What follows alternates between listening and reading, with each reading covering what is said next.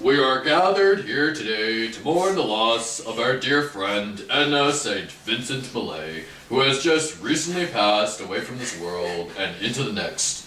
May we remember and cherish her through our memories. Does anybody have any information on her that they would like to share? I do. I don't even think I could do this. She was such a beautiful woman and a lover. Oh, she was such a good lover. And I just don't even think it's just so sad. Okay, so Enda Vincent Millay was born in Rockland, Maine on February 22nd, 1892. She was the daughter of Henry Tolman Millay, who was the school principal, and Cora Lunella Bazell Millay. Their father was a kind of a jerk and deserted them at an early age. Cora Millay, her mother, taught Enda to write poetry at the age of 5. Millay was forced to work during her early school years, causing her to focus more on other things other than her writing. Her first published poem was Forest Trees when she was 14 at the illustrated children's magazine called St. Nicholas. She was an advocate of feminism and an openly bisexual woman. One of her plays, The Princess Marries the Page, was performed by Vassar students in 1917. When she graduated, she moved to New York and settled in Greenwich Village, where she lived in a 9-foot-long attic and wrote for anything that would make her money. She was a witty observer of human relationships. She was the first woman to win the Pulitzer Prize for her poems The Harp Weaver and Others in 1922. Millay was elected to the American Academy of Arts and Letters in 1940. In 1944, she had a nervous breakdown, and her life had begun to go downhill afterwards. In 1950, she died alone at her home due to her falling down the stairs and cracking her neck. Her poetry has often been marked as being written on such topics as feminism, nature, love, death, and politics, and she often spoke with a powerful yet sweet and passionate poetic voice. Does anybody have any kind words they would like to say about this beautiful yet dead woman? Oh, I remember that poem that she wrote way back, Departure. Oh, good, you got the poem for me. I'd like to recite it. Okay. It's little I care what path I take, and where it leads, it's little I care. But out of this house, lest my heart break, I must go and off somewhere. It's little I know what's in my heart, what's in my mind, it's little I know. But there's that in me, it must up and start, and it's little I care where my feet go. I wish I could walk for a day and a night and find me at dawn in a desolate place, with never the rut of a road in sight, nor the roof of a house, nor the eyes of a face. I wish I could walk till my blood should spout, and drop me never to stir again, on a shore that is wide, for the tide is out, and the weedy rocks are bare to the rain. But dumper dog, where the path I take brings up, it's all enough I care, and it's little I'd mind the fuss they'll make, huddled dead in a ditch somewhere. Is something the matter, dear, she said, that's you sit at your work so silently. No muttered, no, 'twas a knot in my thread, there goes the kettle, I'll make the tea. Well, you know what they say, with every reading of poetry must come some analysis. Do you have some analysis that you'd like to share? Oh, I have a lot of analysis. I am glad. Okay. Begin. The first stanza of her poem sets the overall tone. Basically, as long as she moves forward, she is right now, she will remain happy. And her second stanza discusses how she does not know herself well. The reference to her heart implies she does not know her intentions through feelings, and the reference to her mind explains that she does not know her intentions through her thoughts. Here, a tissue. Here, take the tissue. She says there is that need to move constantly in life, and she does not care where she is taken in life, just as long as she gets somewhere. The third stanza explains how she wishes to walk for a day and a night to a desolate place, to be where no humanity exists. She talks of being isolated from everyone around her. She wishes to be alone without being bothered by a human being. There is a possibility that this wish was influenced by her past experiences. She she was a feminist, one that may have been discriminated against during her lifetime by anti-feminists. The fourth stanza of Millay's poems had a disturbing word fight, though. The first two lines, one read directly, make you think she wants herself to die.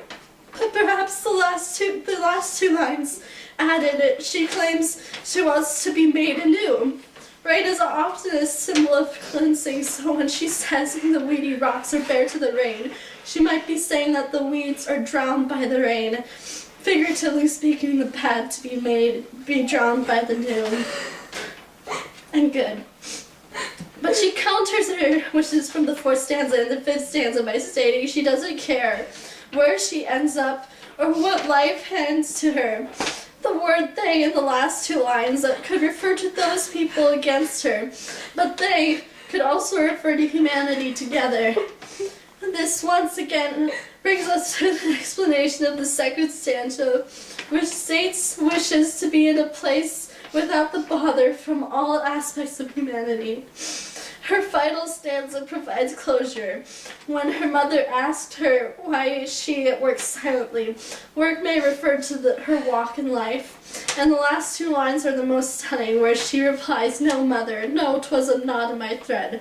There goes the kettle, I'll make the tea. The knot refers to a bump in life, or a pondering point, because you always ponder on a knot, which side of the thread to pull in order to undo the knot. And the kettle and tea part in the last line most likely means she will make something soothing from the boiling water in the kettle. Her overall theme in this poem is that life has its ups and downs.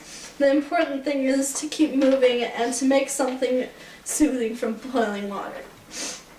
I happen to have some allergies that she used. Sister, They were so beautiful. Her writing is so beautiful. She used the end rhyme, and she used it to help the meter to make the poem flow, but also to make it feel more connected. She used it to bring a better connection to the lines in general. Also, it gives balance to the poem, in which case, in the first stanza that you read, in the first and the third lines, last words, rhyme, and also with the second and the fourth. If the author were to have written the poem in purely free verse, without end rhymes in particular, there would not have been the balance that it has now. She used anaphora, but she used a variegated version of it to bring a slight repetition. She may have wanted the reader to have more of a reaction to what she was writing and the impact. This is because she starts with the same two words for the first two stanzas and the first same phrase for the next two. But the last two are completely separate from each other, which changes the mood of the poem. For the poem, she also used alliteration to give more an effect and bring out the emotion that she was attending. In this case, she uses the words dawn and desolate. These words together bring the poem to feel creepy or lonesome, and it made the lines that she uses in it more memorable. The meter she uses in the poem takes it to a different place. It is read effortlessly, even on the first try. Therefore, the reader is able to read it at a steadier, and faster pace. The meter the author uses sets the tone of the entire poem. She knew how she wanted the reader to react, and she wrote using meter accordingly. All of the lines of the poems roll off the tongue, almost making the tone of the words seem breathless, and she feels like giving up.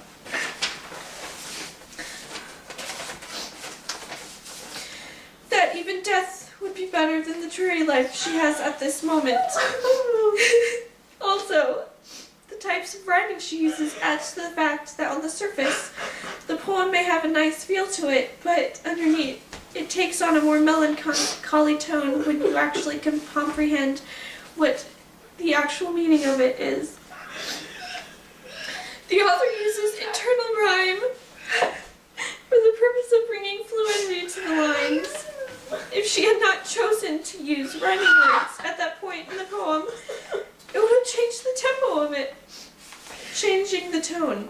For instance, on the 15th line, it says, "On a shore that is wide for the tide is out." If Millay had substituted the word tide for flow, it would have mixed up the balance and it would not have sounded as pleasing to the ear. Millay uses these types of writing components so that those who read the poems will think it nice and keep reading. Therefore, they will deduce the final meanings of her writing and figure out what she is actually trying to say. It's so beautiful. It's such a beautiful poem. I feel like I should critique this poem because you guys need to know how I felt about it because my opinion is just so important. I printed it for you. Thank you. You're just so kind. Measuring it at only 6 stanzas long, Millay's departure reached deep into the depths of my soul and yanked out a free spirit who'd been trapped down there for eons by the restrictions of society. It was, to say the least, a true life changer. My life has since grown to mimic that of a Disney princess. The birds sing to me, flowers bloom everywhere I step, and the sweet aroma of freedom fills the air. All of this because my eyes were fortunate enough to read the awe-inspiring words set by the great Enda Millay. Just kidding. Okay, so this wasn't a revolutionary poem by any means, but I'm not going to do a flip 180 and write about how much it blows, because in truth, it's not a bad poem. Just not that great either. As we learned in our earlier analysis, Millay struggles with a mind that has sprouted wings, ready to soar the open sky, but stuck in a body that is clamped down by iron cuffs. She basically tells us, don't be like me, a girl with just a fantasy. Live your life to its fullest, which is a sweet and simple message, but also a cliche one. One that's commonly found on bumper stickers, cat posters, and in the few words every stereotypical hippie has been known to utter. She comes off as trying to be inspirational, but just falls short. I mean, it's just too easy to pass her poem off as yet another rant on life. Seen it, done it, don't want to do it again. Now before you pass me off as just another hater who be hating, I must give her some praise, for she does one thing right. Meter. I am a true sucker for a poem with meter. A feeling of giddiness grows inside of me each time I read one. It's like I'm a kid in a candy store, and such a poem is my cherry-flavored lollipop. Plus, I can't help but drum my fingers to the beat etched into the words. It's hypnotic. So to sum it all up, if for some reason it occurred to you to enlarge this poem and give it to me as a poster present, I will beat you. No, really though, Millay's departure brings nothing new to the long table of poetry, but it adds as a reminder to us that we must go above and beyond in life and always aim to reach for those dreams that seem impossible. You're horrible! So bad. You're horrible! No! I just love her so much. I just love her. Why did she have to leave? I was her lover.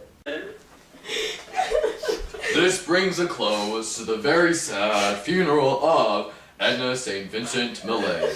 May she rest in peace.